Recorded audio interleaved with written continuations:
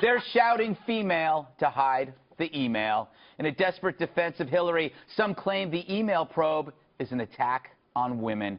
Berkeley professor Robin Lakoff claims it's not about emails at all. It's about men not believing women should be engaging in high-level communication. Sorry, Robin, your tragic plea is about as high level as a worm's burp. Meanwhile, President Obama, remember him? He's already forecasting more sexism, even if Hillary wins. What do you think will be the female equivalent of "you weren't born in this country"? I think the equivalent will be she's tired, she's moody, she's being emotional. When men are ambitious, it's just taken for granted. Well, of course they should be ambitious. When women are ambitious, why? That theme, I think, will continue throughout her presidency, and it's contributed to this notion that somehow she is hiding something. Dude, Mr. President, she is hiding something. Apparently, Team Hillary knew Anthony Weiner was sexting a high schooler way back in 2011. That's pretty big. And they did nothing. I mean, Hillary's just one step removed from Weiner. She should have told Huma it's either him or me, but she didn't. They covered for the twerp, which is why Weiner was able to continue and go even younger, allegedly sexting a 15-year-old. The lesson here, Hillary only looks out for one woman, herself. And isn't that a real example of sexism? That a teenage girl getting sex from a creep is ignored because the creep has connections. Call it birds of a feather. Hillary protected Bill by shaming his victims. Here, she and Huma ignore another female victim. Both scenarios driven by self-preservation and power. It just goes to show you where Hillary is concerned, it's the women, never the men, who get screwed. I don't know, Kimberly, you are a prosecutor. This seems to be the most ignored part of this story, that Hillary, or the team Hillary, pretty much knew about this stuff even before Anthony Weiner resigned. This is from the New York Post, which got it from WikiLeaks. Yeah, going back for years. So where's the outrage and the outcry over this? Yeah, it's shameful behavior. You would have an obligation to try and protect underage, victims like this. This is really serious crime. There's things, the FBI has been investigating cases like this, sadly, in huge, voluminous numbers across this country. And you have somebody like this guy who's, congressman in a position of influence and authority, and then you have a Secretary of State and essentially his wife being complicit, because to turn a blind eye because you want to preserve your own reputation and, the office you want to seek in the future, I mean, that in and of itself should be grounds to not even consider them or anybody to do with them for any kind of further office. Yeah, Eric, I find it amusing that Huma has gone from her most trusted advisor to, like, just one of my staffers. One of my staffers. Right there. Look at that. That's amazing. What a demotion. I can read upside down. In a short period. Oh, you read that? What happened to my second daughter? No. Can you believe that's her talking point on the campaign trail? Yeah. One of my staffers are looking at, really, because she was right there from 2009 to 2013 when Hillary was Secretary of State. She's the vice chairman of her her presidential bid.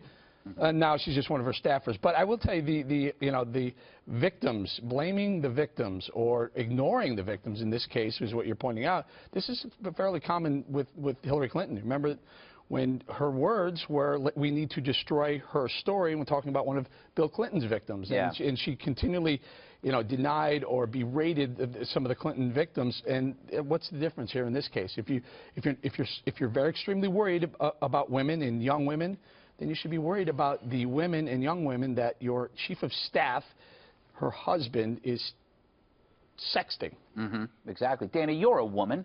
Really? How can feminists support two women whose choices of men, whether it's Bill Clinton or Anthony Weiner, are exactly what feminists should detest? I remember in '98 when I worked on the Hill, down the hall from me. That's in D.C., right? That's in D.C. Yeah, thank you. So I worked in the Rayburn building, and that's where they were holding the impeachment hearings. Yeah. Just down the hall from where I worked. So I would see it every day, and they would, who was the senator that would always come out, and he would, or the congressman from Government and Oversight, and he would have these big scrums in the hallway, and he would rail about it. And I always thought it was amazing that the feminists would attack Monica Lewinsky. Yeah. And then they all fell into lockstep and defended Bill Clinton. That's why I've had a hard time in terms of the hypocrisy with this election. I have a question, because I don't know the answer to this. Yes. Did Anthony Weiner know that the girl in 2011 was underage? That's the question that we don't, like, you could get out of this by saying, I didn't know, right? She could have been pretending that she was older or whatnot. I wouldn't know, because I don't do those things, Juan. Well, I'm glad you don't. Yes. But the thing is, they can check with a forensic examination to determine if she ever self-identified or said that she was, or there was ever obvious. She was in high school. Right. No, Obvious. I mean, that's usually a good indicator. But I think right? you're in a fantasy land there. I think, and so you don't know what people say. You don't know what people's images. They put up phony pictures. But I think that's happened. I'm a junior when you ask her what Main Street Junior High. I don't know the details. So when you asked her what her favorite class was, she said math. Yeah, but I think, but I think that that email, that column that ran in Time magazine that said basically the target of this is not Hillary Clinton and the emails, it's really us as women, speaks to a bigger topic. Do you believe that really, though? No, I don't think that that's true, because I think there's a legitimate issue here with the emails that everybody's plugged into. I think it's blown way out of proportion and sometimes equated with Donald Trump stuff. I think it's too much, but it's a legitimate issue nonetheless. But if you're asking me about talking to female politicians, about how they're treated, and about being called shrill or bossy, I'll use that another B word, bossy, that when they take a tough stand, that they're seen as out of place and uncompromising, and, why are you doing this? Question in a way that a man would be saying, oh, he's a leader, he's a forceful guy. I mean, that's true, Greg. It's not a new argument, but it's a pathetic one in this case for this professor from Berkeley to use it as some kind of shield against, which is pretty, what you would call loathsome behavior.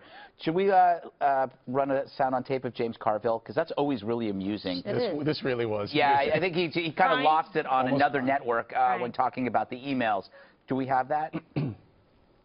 This is an unprecedented event that was done at the behest of the House Republicans, that was leaked to the press by the House Republicans, and as we know, the KGB is all over this election, and this is what we're talking about. We ought to be talking about our democracy being under assault right now, and what are we going to do about it, and not what somebody said in July about James Comey. He is very angry there, KG, but I commend him for coming in a Halloween costume. And I want to say I had nothing to do with any of this. Why is he saying KGB? I don't get it. It's one of my nicknames. Yeah. Look, he's obviously upset, and you can kind of tell by his tone and his demeanor, guess what, that he's concerned. Right. Because they're afraid that actually the truth is coming out about the Clintons, about the foundation, about pay for play, about Anthony Weiner, about protecting people who would commit crimes against young women and children, essentially, young girls.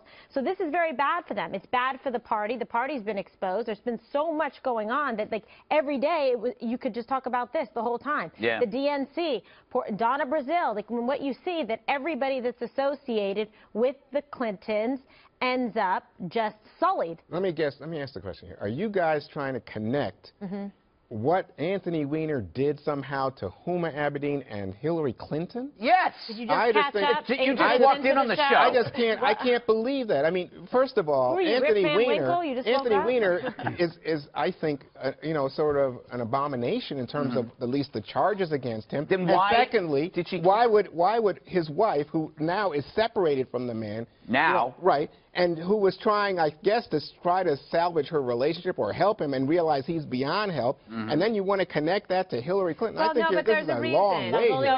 But the New York Post reports today on emails from WikiLeaks in an exchange on June 10th, 2011 that shows John Podesta sending an email to Jennifer Palmieri and Neera Tanden, and he says, okay, FYI, there's a report that police in Delaware had asked a 17-year-old girl to ask about her contact she may have had with Weiner. Right. And Palmieri writes back, oof, knowing that would be horrendous, illegal, maybe, I guess illegal, possibly. I don't know whether he knew or not, but that's the connections. Yeah, that's a political consideration, Dana. That's not about human beings. There's a man and a wife, and the guy is behaving horribly, no argument.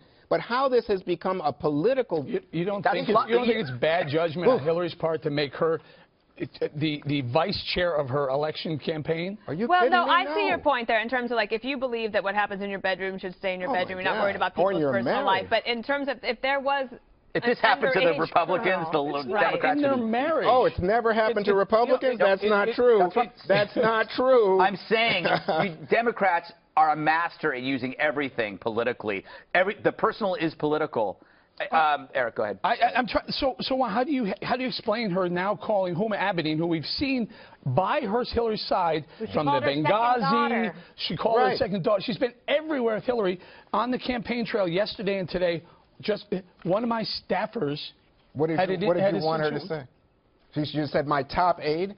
She should have said my or top my aide or someone who's been attached to my hip for the past 7 years. I see. You wanted her to describe it in terms that would be good for your political uses. But I'm saying to keep Huma Abedin that close to her, knowing what may be going on with her husband, just hear my point. Political thing. It's also bad judgment. Okay, I heard you, Eric. Just let me just say to you that you spoke in terms that you want her to speak because it's politically convenient for you. She spoke in terms that were politically advantageous for her to say as one of my staffers. Don't make her your top advisor. She is a top advisor. I think Cheryl Mills and the chief of staff and other people have roles. But you're right. I think Huma Abedin is like a daughter to her. But it's not politically advantageous at this point to say, oh, and Huma is so important. Look, Huma clearly is a liability at this point, but she is not. And I would wonder if you would. What's the liability then? I think if you're saying there should be a line drawn between what the husband has done and her, why is she a liability at all then? Because she's a liability in terms of whether or not there was classified information on a device that was not disclosed to the FBI. And if you're aware of it back then, that your like left and right hand, Huma, is bedding down with somebody who might be a child molester, sexual predator. Kimberly, it's true. Kimberly, this I'm is sorry, her I husband. prosecuted these. This I don't is her care. husband, and there's plenty of people that are husbands and doing things like this. And if you're aware of it, you have an obligation to protect children, let alone the national security secrets I'm not of this sure. country. I don't think anybody knows for sure that this was a. Wait and see, Juan. That Anthony Weiner knew this was a child, and certainly that Huma Abedin. Juan, if we don't jump to conclusions, what will we jump to? I agree with that. All right.